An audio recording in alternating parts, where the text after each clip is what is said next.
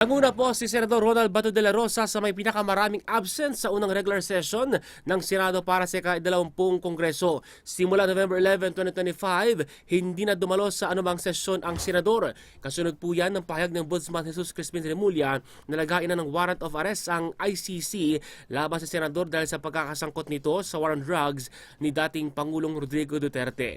Bagamat wala pang arrest warrant sa ngayon, pinangalanan po ng ICC Office of the Prosecutor si De la Rosa bilang isa sa posibleng kasabwat ni Duterte sa murder at attempted murder. Noong Enero, iginit po ni Senate President Tito Soto na posibleng isuspindi ang sahod ni De la Rosa. Excuse me po partner, kasi pagka nagkakape talaga pag umaga ina-acid, no?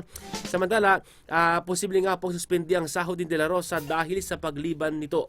Sa kabilang banda, present naman sa lahat ng sesyon si SP Soto, Senate Majority Leader Mig Subiri, Senador Joel Villanueva, Jingo Estrada, Sherwin Gatchalian, Bongo, Rizon Tiveros at Robin Padilla.